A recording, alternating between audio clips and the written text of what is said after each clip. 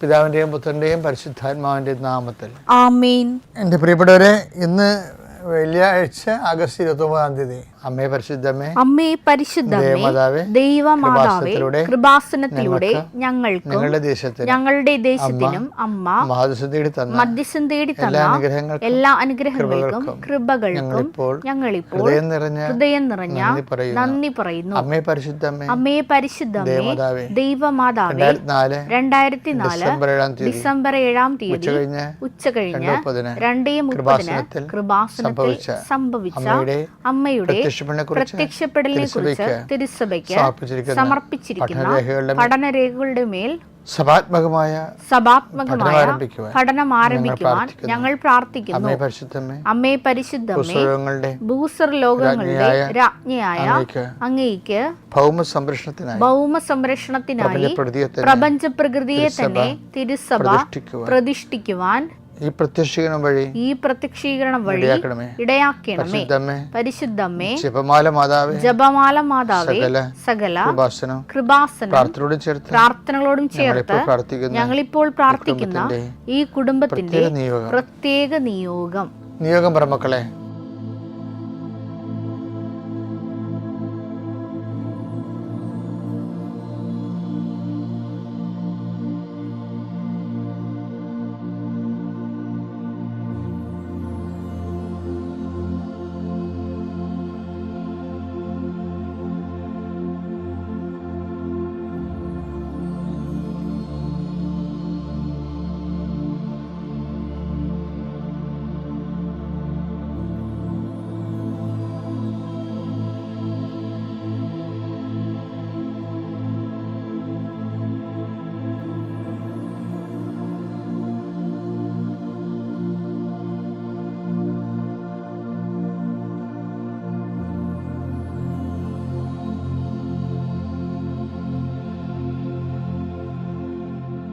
അമ്മയുടെ പ്രത്യക്ഷീകരണത്തിന്റെ ഈ അനുഗ്രഹവേളയിൽ ഞങ്ങൾക്ക് സാധിച്ചു തരുവാൻ കനിയണമേ.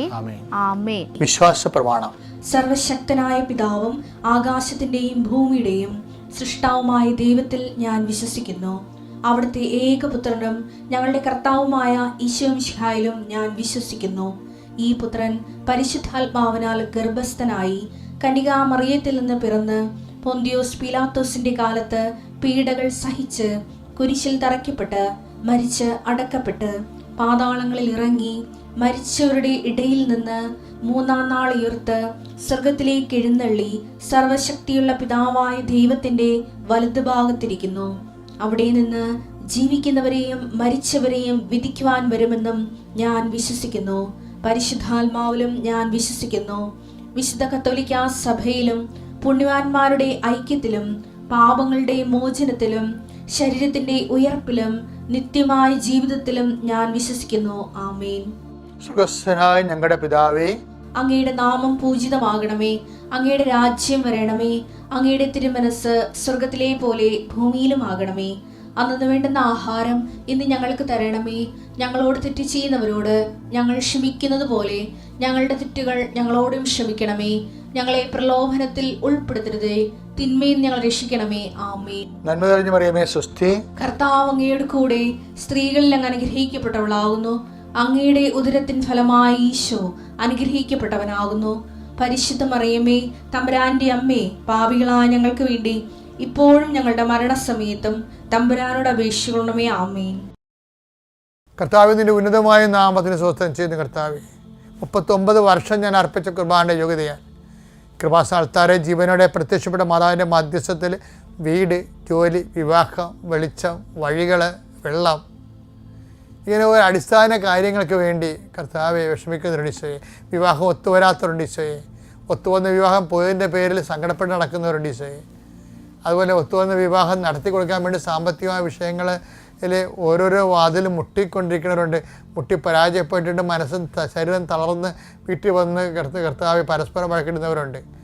ഞാൻ അന്നേ പറഞ്ഞല്ലോ വിചാരിച്ചിട്ടുണ്ട്, നിങ്ങൾ ഒരു വഴക്കും ആരും തമ്മിലിടരുത്, കർത്താവ് നിങ്ങളുടെ കാര്യം തീരുമാനിച്ചിട്ടുണ്ടെന്ന ബോധത്തിൽ ഒരുമിച്ച് പ്രാർത്ഥിക്കാൻ കർത്താവ് നിങ്ങളെ ശക്തിപ്പെടുത്തിയിട്ട് പ്രാർത്ഥിക്കുന്നു. എന്ത് ചെയ്യണം, എന്ത് ചെയ്താൽ ജീവിക്കും, എന്ത് ചെയ്താൽ മേൽഗതി പ്രാപിക്കും, എങ്ങോട്ട് പോകണം, ആര് പറഞ്ഞാൽ കേൾക്കണം, പല പല അഭിപ്രായങ്ങളുണ്ടല്ലോ, പല പല രീതികളുണ്ടല്ലോ, പല പല ചിന്തകളുണ്ടല്ലോ. എന്ത് ചെയ്യണമെന്ന് അറിയാമ്പോൾ ആകെപ്പാട് മനസ്സ് മുട്ടി മൊഴിമുട്ടി കർത്താവ് മനസ്സ് കുഴങ്ങി ഒരു തീരുമാനം എടുക്കാൻ പറ്റുന്നവർ, കുഴങ്ങുന്നവർ, കർത്താവിൻ്റെ എത്താൻ നിങ്ങൾ തളിക്കപ്പെടട്ടെ. കർത്താവ് ത്വക്ക് രോഗങ്ങളുടെ അനുഭവമുണ്ട് കർത്താവ്, അതുപോലെ തന്നെ വിസർപ്പ രോഗങ്ങളുണ്ട് ഈശോയെ, അതുപോലെ തന്നെ അരസ്വസ്ഥ രോഗങ്ങളുണ്ട് ഈശോയെ, അതെല്ലാം വിശുദ്ധമായ രക്തം കഴുകണമെന്ന് പ്രാർത്ഥിക്കുന്ന ഈശോയെ, എൻ്റെ കർത്താവിൻ്റെ ഉന്നതമായ നാമത്തിൽ കൃപാസനത്താറെ ജീവനോടെ പ്രത്യക്ഷപ്പെട്ട പരിശുദ്ധയുടെ മാധ്യസ്ഥത നിങ്ങൾ അനുഗ്രഹിക്കപ്പെടട്ടെ.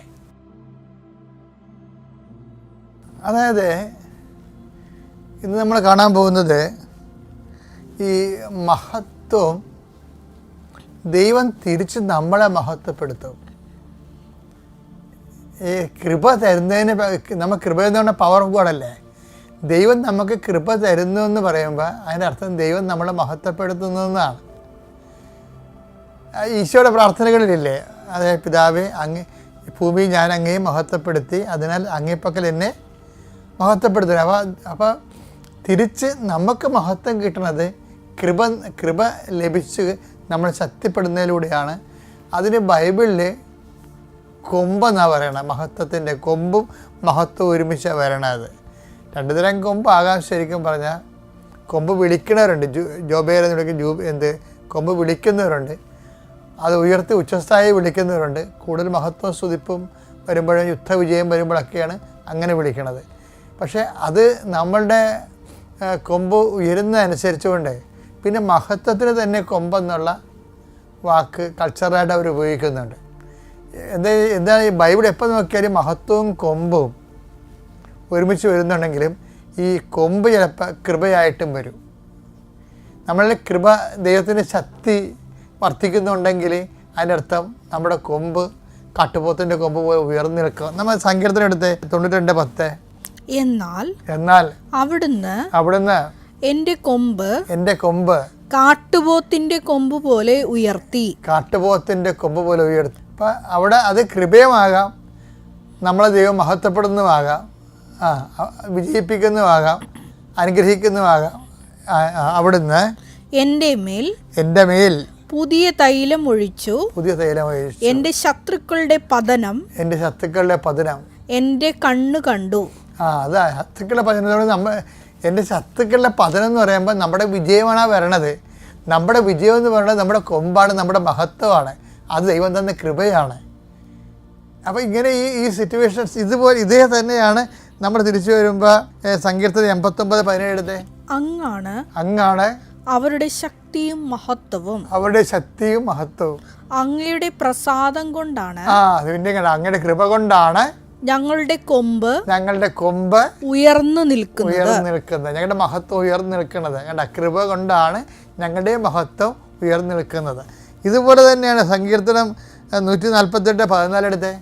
അവിടുന്ന് തന്റെ ജനത്തിനു വേണ്ടി ഒരു കൊമ്പ് ഉയർത്തിയിരിക്കുന്നു. തന്നോട് ചേർന്ന് നിൽക്കുന്ന ഇസ്രായേൽ ജനത്തിന്റെ മഹത്വം തന്നെ.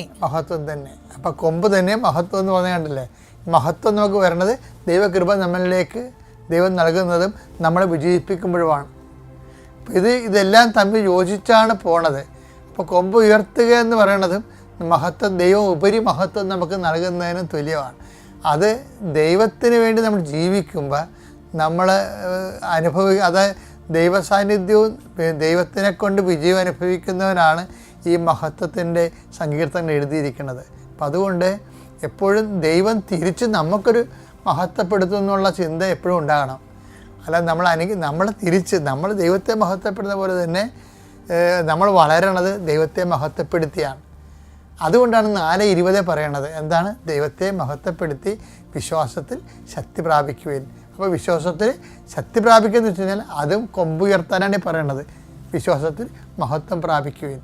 റോമ 4:20 ദൈവത്തെ മഹത്വപ്പെടുത്തിക്കൊണ്ട് അവൻ വിശ്വാസത്താൽ ശക്തി പ്രാപിച്ചു. ദൈവത്തെ മഹത്വപ്പെടുത്തുമ്പോഴാണ് നമ്മൾ മഹത്വപ്പെട്ടിട്ട് നമ്മൾ വിശ്വാസത്താൽ നമ്മൾ ശക്തി പ്രാപിക്കുന്നത്. അപ്പം മഹത്വം നിസ്സാര കാര്യമല്ല.